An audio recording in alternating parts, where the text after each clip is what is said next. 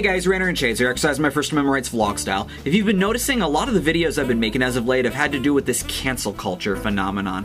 With that in mind, I'll admit this video was partially inspired by the amazing atheist getting banned from Twitter, along with the mass deplatforming of Alex Jones, which, let me clarify, I'm not speaking as a fan of his, I only take him seriously as a meme, not as a news media personality. But this is one of the biggest problems that I have with deplatforming. If you don't like what someone has to say or don't like their personality, wouldn't a worthwhile thing for you to do be to just ignore them from here on out? I mean, no one's forcing you to listen to what they have to say. You made that decision yourself. Just because you don't want to indulge in what they're doing doesn't mean that no one should. This is why I think the don't like, don't watch / listen argument can be valid. While yes, indulging in something you don't like does help you to develop a well-researched opinion on it, if after the fact you know it's not for you, then aren't you just wasting your time at this point? Especially when you're advocating for the thing you're criticizing to just go away and not exist? This is different than my video about the don't agree, unfriend argument because deplatforming is more extreme. As shallow of reasoning as there might be, I'd rather people unfriend or unfollow someone than the person getting banned from Facebook or elsewhere, unless there's evidence that they've been repeatedly and consistently violating terms of service, that is. But when it comes to ideas and opinions you don't like I said in the don't agree with me, unfriend me video, I'd rather people be able to tolerate those ideas and be able to have dialogue with each other about those ideas, especially if you're supposed to be friends with each other, than go down a censorship route. Since I brought up censorship, I'll clarify and say I understand that censorship isn't inherently a violation of free speech since it doesn't prohibit you from expressing yourself elsewhere. I know this, I'm not an idiot. It's basically the same reason why I'm not against blocking. That and the fact that there are legitimate reasons to block someone, such as if they're taking things to really personal extremities, like doxing, stalking, harassment, threats, invasion of privacy, the works. I mean, websites wouldn't give you the option to block people if there weren't people that committed those acts,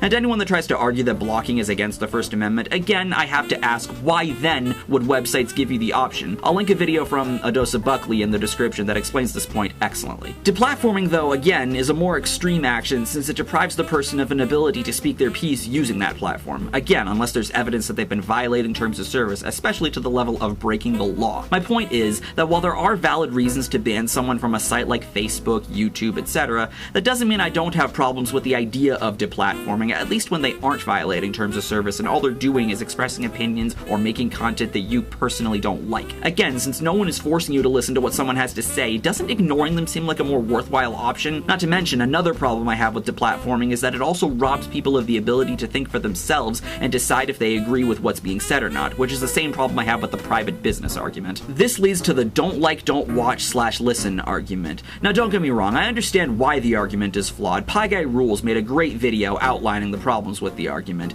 Like I said, you're not really developing a well-researched opinion of something without indulging in it, and that's the main problem people, including myself, have with the argument. This is especially true if you're a reviewer, whether you're reviewing movies like I Hate Everything, TV and cartoons like Pie Guy Rules, or of course music like Todd in the Shadows. What about me, Shades? Oh yeah, Mortified Productions does reviews of all three of those. Go subscribe to him, his content's incredible. Seriously. And not to be too shameless, but you should totally check out my top 20 best albums 2016. Totally irrelevant, it's 56 minutes long, but you should totally check it out anyways because it's music related.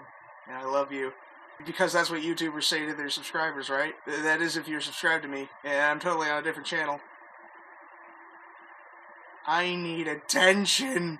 But anyway, the point of a review, at least on YouTube, is to summarize and give your thoughts on something so that the audience will at least have an idea if this is something worth indulging in or spending money on. A person's review shouldn't be the de facto reason, but it should play a part in your own individual research. For example, I recently got into a pop-punk band called Trash Boat thanks to one of my new favorite YouTubers, ARTV's, positive review of their new album, Crown Shyness. He praised the album, I listened to it myself, and found that I too enjoyed it. Everybody wins. And of course, this also happens with negative reviews. If you want an example of this, when I talked about the song Tunnel Vision by Kodak Black, aka the rapist that whines about racism, in my Worst Songs of 2017 video, part of my research came from listening to the Double Agent talk about it in his Spring 2017 Billboard review.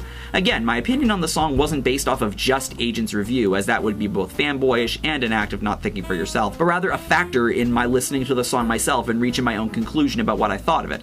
and the end result was me including it in the worst songs video. Whether you're a reviewer, a commentator of sorts, or someone just wanting to develop an opinion about something, the process of formulating an opinion involves watching or listening to something that there's a chance you won't like.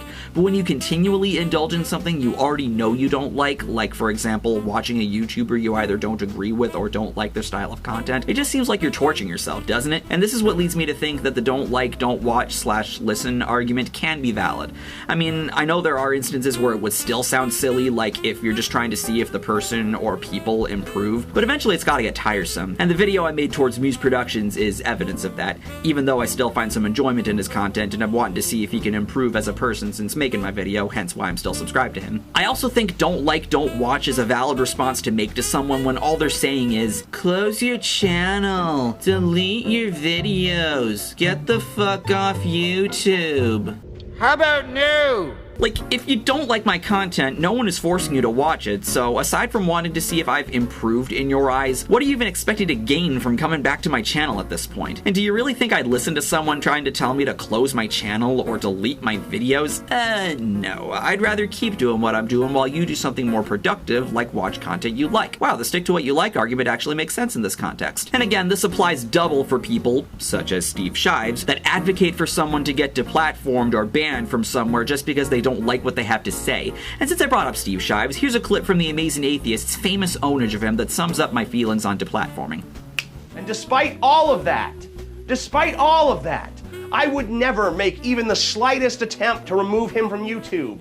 I would never in a million years dream of depriving him of his right to his point of view. And that's the biggest difference between me and Steve. He wishes desperately for the power to silence me. Meanwhile, even if I were given the power to silence him, I would not use it. Just because I don't like someone or don't like what they have to say doesn't mean I think no one should be able to indulge in their shit, whether it be to agree, disagree, have constructive discourse, or even just make fun of them. But ignoring something, or not watching or listening, seems like such a more productive thing to do than advocating for the person to be deplatformed or for something to straight up, in essence, not exist. If you don't like that a person you dislike is speaking at an event, rather than try to get the event shut down or get the person banned from it, how about you just not go to the event that no one is even forcing you to go to anyway. Unless you're also a part of the event, that is. If you don't like that someone you dislike has a platform on Facebook, rather than make it Mark Zuckerberg's problem or try to get the person banned from Facebook, how about you just ignore them?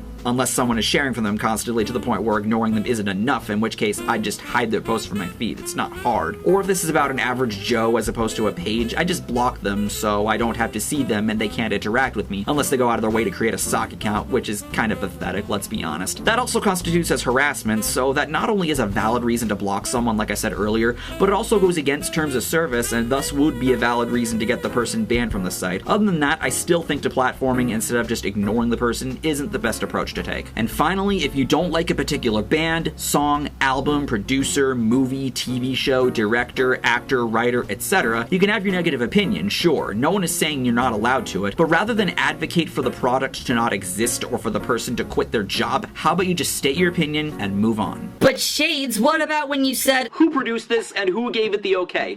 Whoever you are, quit your job now. That was a joke, okay? You can tell from the delivery that I was exaggerating. Why so serious? Again, this is not to say that the don't like, don't watch / listen argument is always valid. Pie Guy Rules, again, outlines this wonderfully, and his video, along with the follow-up he did to that video, are linked in the description. But these are scenarios where I think the argument can be valid. If you disagree or want to argue anything I brought up, feel free to let me know in the comments, as that's what the comments section's kind of for, is it not? But anyway, I hope you enjoyed this video. Thank you for watching, take care, and have a nice day. I'm Shades, and I'll see you next time.